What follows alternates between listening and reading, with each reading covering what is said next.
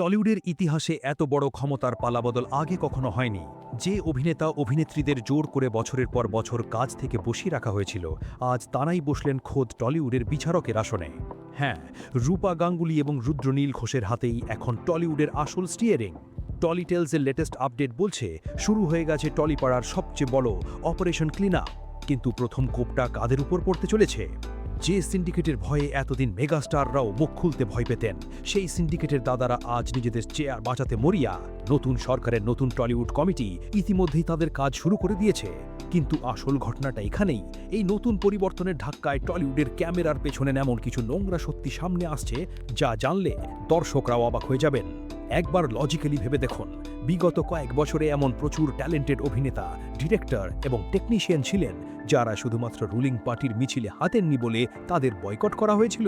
মেধা বা ট্যালেন্ট নয়, কাজ পাওয়ার একমাত্র যোগ্যতা ছিল দাদাদের চামুচাগিতরা। দিনের পর দিন এই দম বন্ধ করা পরিবেশে অনেক শিল্পীর কেরিয়ার চোখের সামনে শেষ হয়ে গেছে। তবে এর পিছনে ছিল আরও এক ভয়ঙ্কর সত্য, যা রূপা এবং রুদ্রনীলের নতুন কমিটির প্রথম অ্যাকশনেই ফাঁস হয়ে গেল। সূত্রের খবর, নতুন কমিটি ক্লিয়ার নির্দেশ দিয়েছে, এখন থেকে টলিউডে কোনো ফেভারিটিজম বা পলিটিক্যাল কোটা চলবে না।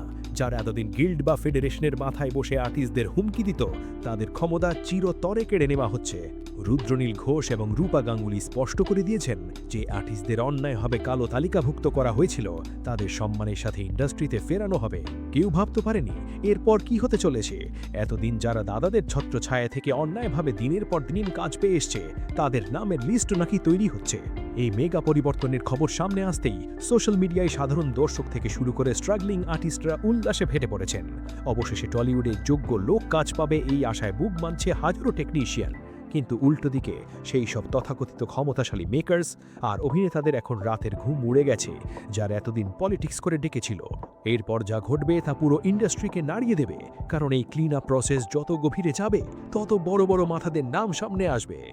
রূপা গাঙ্গুলি আর রুদ্রনীল ঘোষের এই লড়াই শুধু তাদের নিজেদের জন্য নয়, এটা বাংলা সিনেমার অস্তিত্ব বাঁচানোর লড়াই।